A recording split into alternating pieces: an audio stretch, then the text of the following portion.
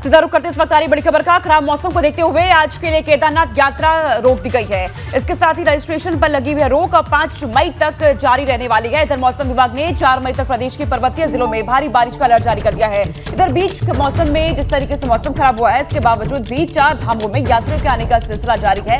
अब तक 4 धामों में 3 लाख से ज्यादा श्रद्धालु दर्शन कर चुके हैं। सरकार की अपील के बाद भी लगातार श्रद्धालु पहुंच रहे हैं दर्शन के लिए, लेकिन इन सबके बीच मौसम खराब हो रहा है। ऐसे में मौसम विभाग की तरफ से अलर्ट जारी किया गया है। खराब मौसम को देखते हुए 5 मई तक का यह अलर्ट यहाँ पे जारी किया गया है। अब वही कहा भी ये भी है कि 5 मई तक रजिस्ट्रेशन पर भी रोक लगा दी गई है।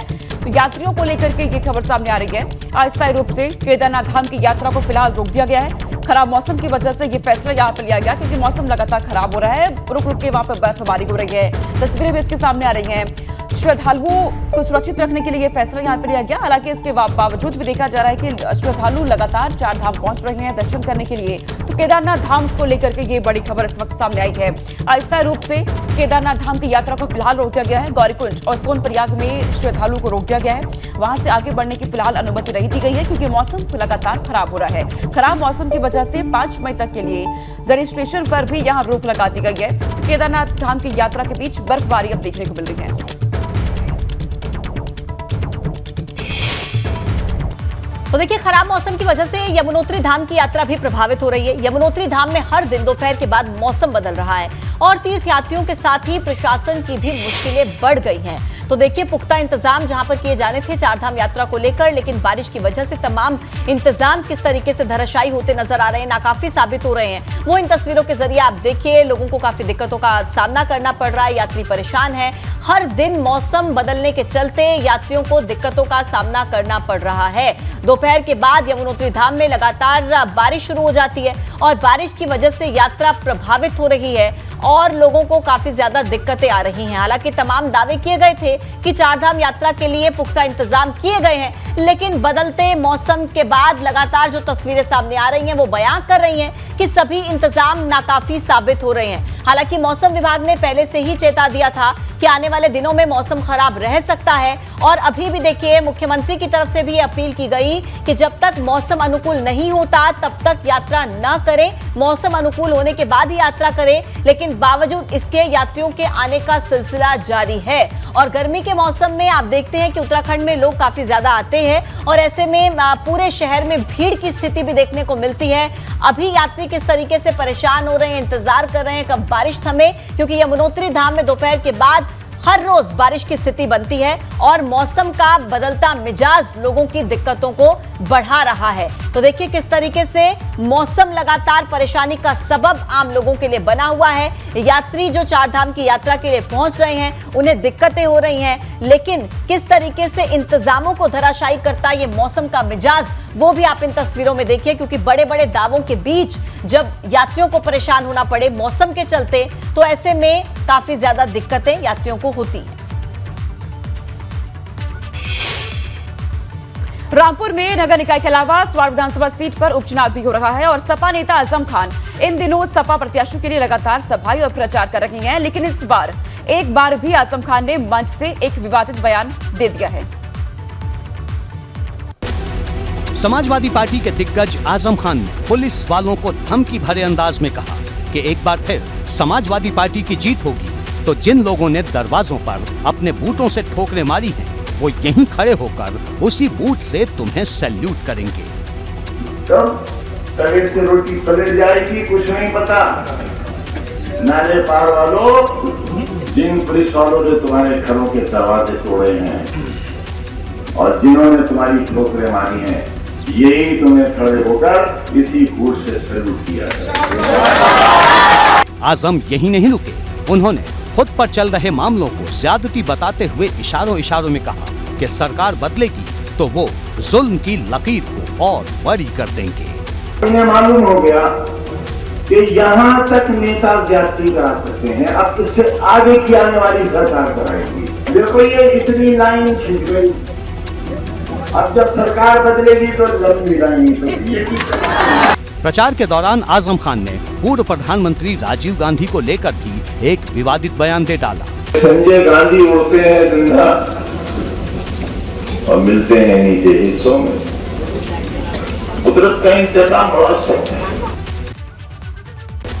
मेरठ में निकाय चुनाव के प्रचार के दौरान एक ऐसी तस्वीर वायरल हो रही है जो बहुजन समाज पार्टी के मेयर प्रत्याशी के लिए बड़ी मुसीबत खड़ी कर सकती है। ये वायरल तस्वीरें मेरठ में जाकिर नगर इलाके में सोमवार को बसपा प्रत्याशी हशमत मलिक के जनसंपर्क अभियान की बताई जा रही हैं और गले में नीला पटका डाले ये बसपा के महापौर प्रत्याशी हशमत अली हैं, जिनकी ये तस्वीरें वायरल हो गई हैं, जिसमें हशमत अली के सामने खड़ा उनका सहयोगी 500 रुपए के नोटों के बंडल लिए खड़ा दिख रहा है। प्रचार के दौरान बीएसपी प्रत्याशी का लोगों के बीच नोटों की गड्डियों के साथ ये तस्वीर वायरल होने के बाद दूसरे दलों ने हशमत मलिक पर पैसे बांटकर वोट खरीदने के आरोप लगाए हैं, जिसके बाद पुलिस ने हशमत मलिक और उनके 2 समर्थकों पर चुनाव आचार संहिता का मुकदमा दर्ज कर लिया है। हशमत मलिक अपने 2 सहयोगियों के साथ रुपयों की गड्डी का वितरण करते हुए दिख रहे हैं। इस आधार पर पुलिस ने सुसंगत धाराओं में मुकदमा पंजीकृत कर लिया है। साक्ष्य के आधार पर अग्रिम कार्रवाई की जाएगी। वायरल वीडियो सोमवार का बताया जा रहा है, लेकिन इन आरोपों पर जवाब देते हुए हशमत मलिक ने कहा कि वो कभी भी चुनाव प्रचार के दौरान पैसे साथ नहीं रखते और इस बारे में उन्होंने कुछ भी पता होने से इनकार कर दिया है। उत्तर प्रदेश नगर निकाय चुनाव के पहले चरण के लिए कल यानी 4 मई को मतदान होना है। यूपी के 9 मंडलों में नगर निकाय, नगर पालिका और नगर पंचायतों के लिए मतदान होगा। पहले चरण में प्रदेश के 9 मंडलों के 37 जिलों में नगर निकाय चुनाव के लिए वोट डाले जाएंगे, जिसमें 10 नगर निगम, 104 नगर पालिकाएं और 276 नगर पंचायतें शामिल हैं। पहले चरण में पश्चिमी यूपी के 11 जिले और पूर्वांचल के 14 जिले और अवध बुंदेलखंड के 12 जिले शामिल हैं। 4 मई को जिन 10 नगर निगमों में मेयर पद के लिए चुनाव होंगे, उसमें राजधानी लखनऊ, पीएम मोदी का संसदीय क्षेत्र वाराणसी, सीएम योगी का गढ़ गोरखपुर शामिल हैं। इन दिनों चर्चाओं में चल रहे प्रयागराज और पश्चिमी यूपी में मेयर पद की हॉट सीट सहारनपुर में भी वोटिंग होनी है। पहले चरण में जिन 10 नगर निगमों में 4 मई को चुनाव होंगे, वहां भाजपा की प्रतिष्ठा दांव पर लगी है, क्योंकि पिछली बार इन सभी 10 नगर निगमों में भाजपा के मेयर चुने गए थे, लेकिन इस बार भाजपा ने इन 10 नगर निगमों में 9 में मौजूदा मेयरों के टिकट काटकर नए चेहरों को चुनावी मैदान में उतारा है। मुख्यमंत्री योगी आदित्यनाथ ने कल प्रयागराज और झांसी में चुनाव प्रचार किया। माफिया अतीक अहमद की मौत के बाद ये सीएम योगी का पहला प्रयागराज दौरा था।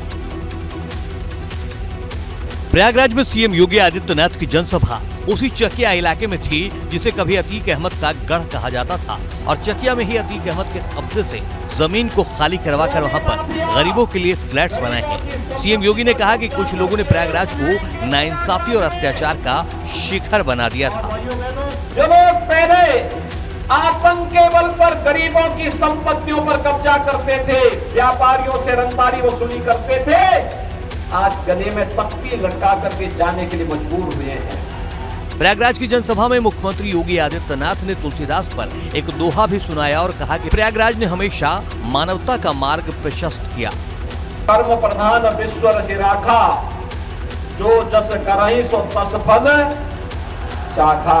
जीवन की शाश्वतता का संदेश देने वाले ये पंक्तियां हमारे कर्म प्रधान व्यवस्था को कहीं न कहीं मार्गदर्शन करती हुई दिखाई देती है। प्रयागराज के बाद मुख्यमंत्री योगी आदित्यनाथ झांसी पहुंचे, जहां उन्होंने कहा कि सपा और बसपा ने अपनी सरकारों में बुंदेलखंड के संसाधनों को लूटने का काम किया। अखिलेश यादव आज कन्नौज का दौरा करेंगे। कल उन्होंने सहारनपुर में चुनाव प्रचार किया। उन्होंने एक बार फिर यूपी सरकार के खिलाफ जमकर जुबानी हमले बोली हैं। अखिलेश यादव ने सबसे पहले सहारनपुर में एक सभा को संबोधित किया और फिर आजाद समाज पार्टी के अध्यक्ष चंद्रशेखर आजाद के साथ प्रेस कॉन्फ्रेंस की, जिसपे उन्होंने यूपी सरकार के सहारनपुर में विकास के दावों पर सवाल उठाए। स्मार्ट सिटी ये भी तय करता है कि वहाँ पर शिक्षा की व्यवस्था, स्वास्थ्य की व्यवस्था अच्छी होगी। सहारनपुर के लोगों को बताओ आज की शिक्षा की व्यवस्था कितनी बेहतर हुई। अखिलेश यादव ने आवारा पशुओं के बहाने एक बार फिर यूपी सरकार पर हमला बोलते हुए कहा कि यूपी के शहरों में ट्रैफिक व्यवस्था अब छुट्टा जानवरों और सांडों के हाथ में जा चुकी है। कोई बड़ा शहर और बड़े शहर की सड़क नहीं बची जहां पर ट्रैफिक का निजाम जानवर न देख रहे हो। प्रेस कॉन्फ्रेंस के दौरान अखिलेश के साथ मौजूद चंद्रशेखर आजाद ने भी स्मार्ट सिटी के मुद्दे पर यूपी सरकार पर तंज कसा। स्मार्ट सिटी है वो सरकार के कागजों पे है, सड़क पे नहीं। और अगर कोई सवाल कर दे तो मुकदमा, चाहे पत्रकार हो, चाहे आम आदमी हो, कोई नेता हो या कुछ और, सब पे मुकदमा।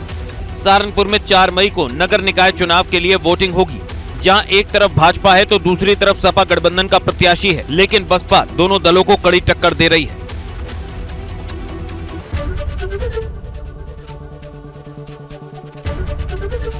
एबीपी गंगा, खबर आपकी, जुबान आपकी।